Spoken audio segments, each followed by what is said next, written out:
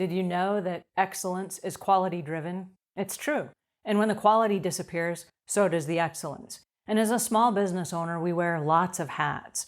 And it's very stressful to try to manage all the details of your business, and then all the details of the client situation, and then all the details of your employees.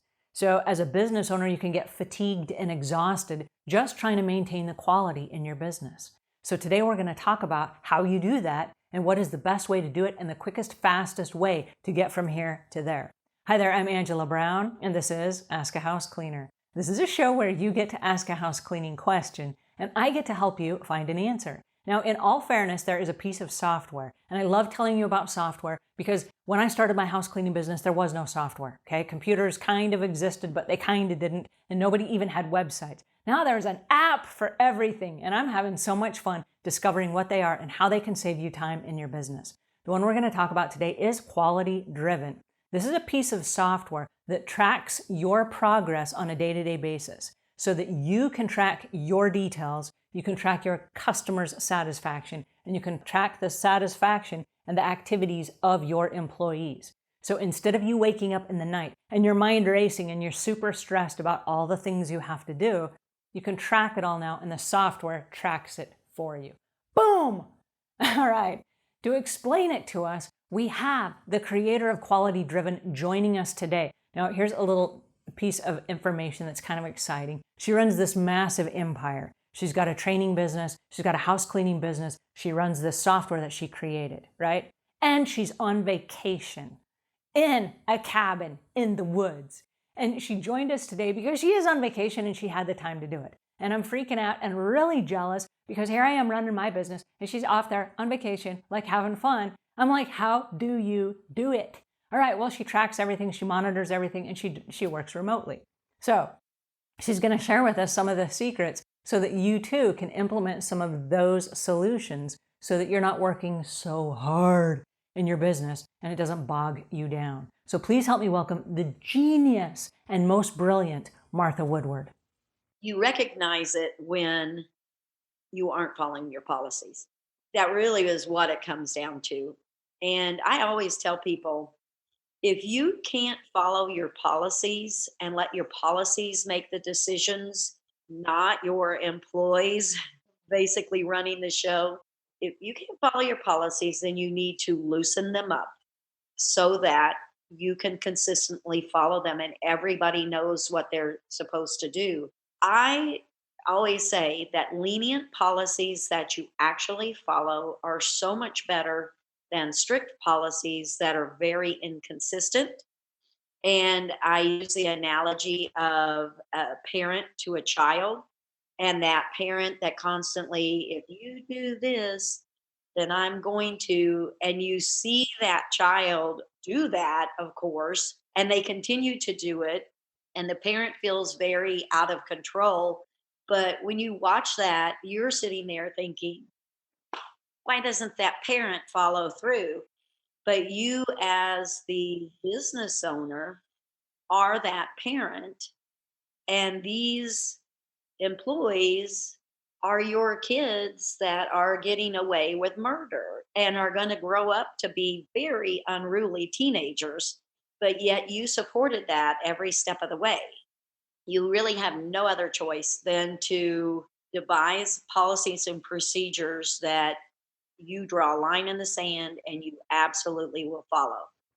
So it's better to not enable the behavior and be kind of the bad guy and follow the procedures and lay the rules down and then you follow through with them than it is to just be super nice and kind and then let everybody walk all over the top of you and then you're frustrated because you no longer own your company.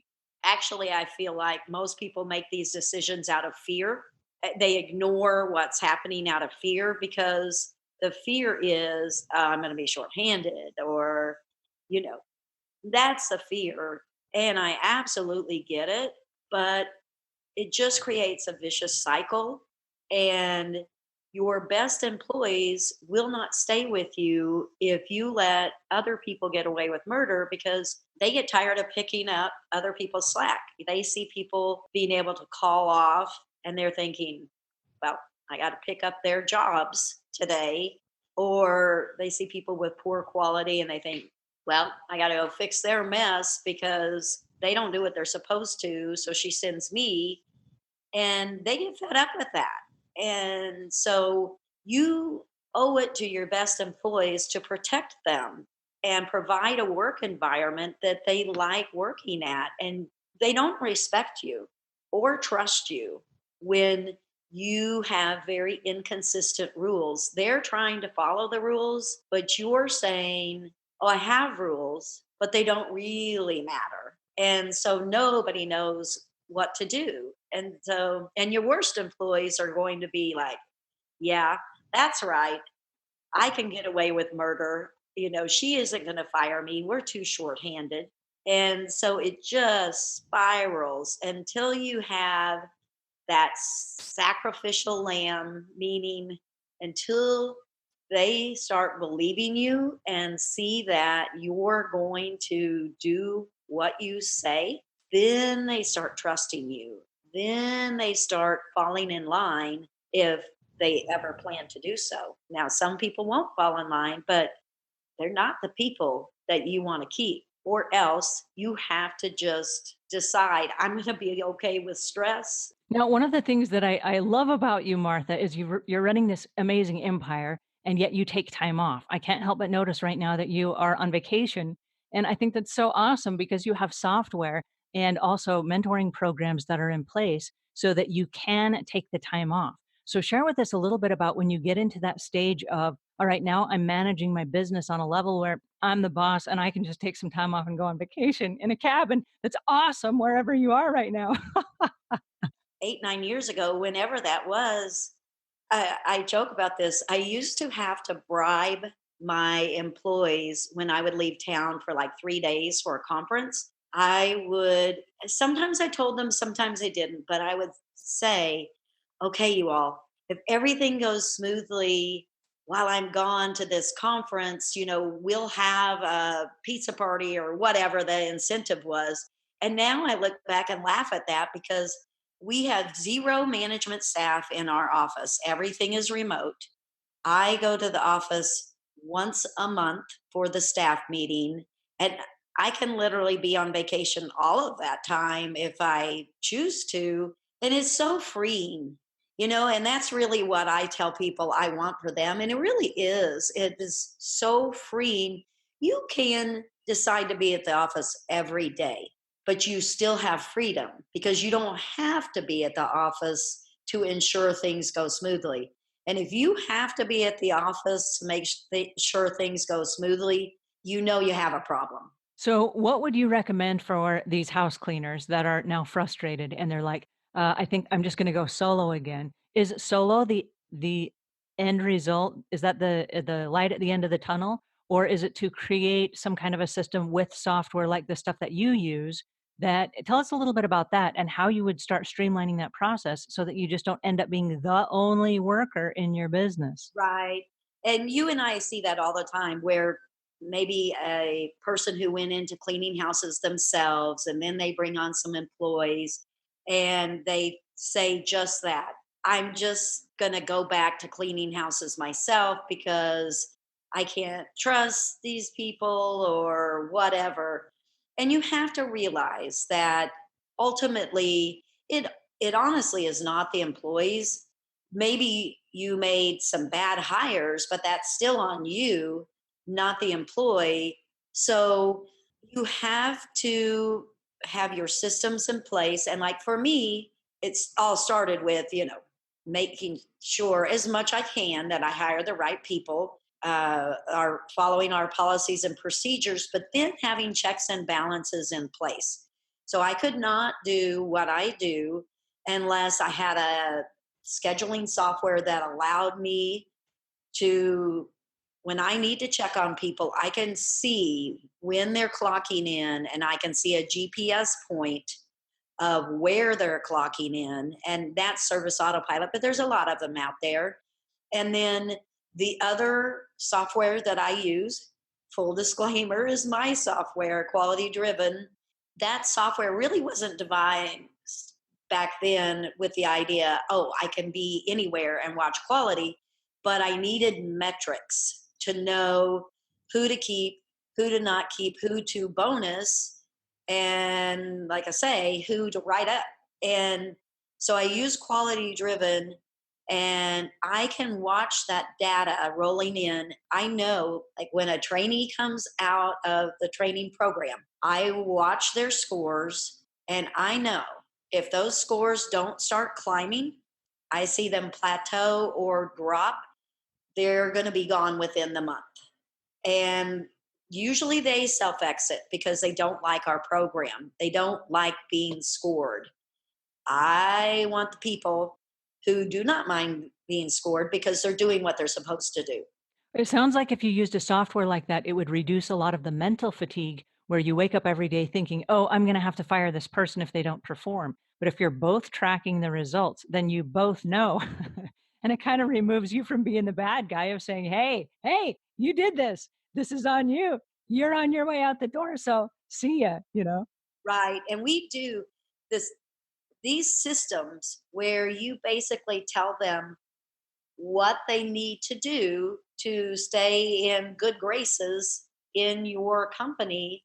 You are shifting the role of quality control and attendance control and all that. You're shifting that from you, management, to the employee. And I do require that my employees sign in, look at their quality scores. I want them to look at the clients they have for that day to see their past history, because we're trying to retain clients with that software, as well as them to be self aware on how they're doing. They know what's not acceptable, they know what gets them in a bonus situation. And so it really is up to them to make the choices, to be very detailed, to check their work, to do all those things that we need them to do so everybody's happy. And is this software something that is just for employees, or could you also track the performance and the quality of independent contractors that you hire? Oh, absolutely. It doesn't matter if they're employees or ICs. You pull in the data from your CRM, your scheduling software, and the data will have the client, the client's email, and then the employees on the job.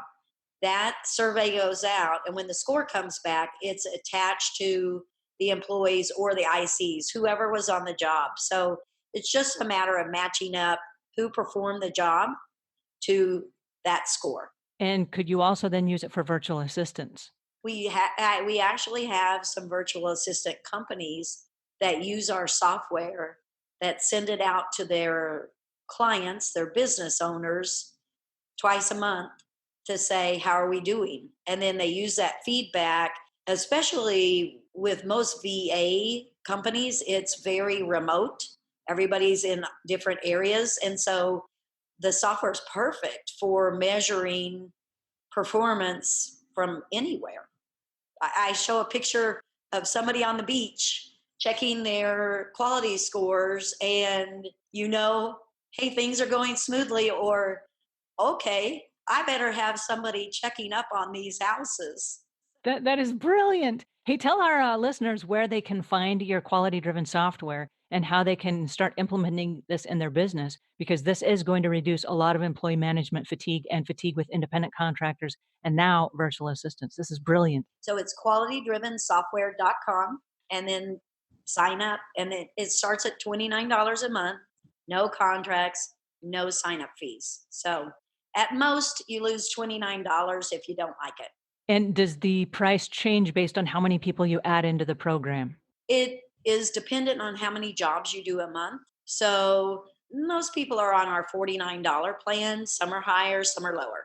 So basically, for the price of 1 or 2 hours worth of cleaning per month, you could totally do all of the quality control in your business, and you could keep track of all of the things that are keeping you awake at night as a business owner. You not only help your employee issues, but gosh, if you save one client, you've paid for it for the year. All right, and that was the amazing Martha Woodward. And I tell you what, she can save you so much time and give you your sleep back. by tracking your issues for you and your quality so that you don't have to do it inside your head. Awesome, right? And for the price of a couple of hours of cleaning per month, it does it all for you. So thank you, Martha. You just gave us hope for small business owners. All right, if you found this helpful, please pass this on to a friend. If you want to go grab a copy, and I know you do, links are inside the show notes. If we've earned your subscription, please subscribe. And until we meet again, leave the world a cleaner place than when you found it.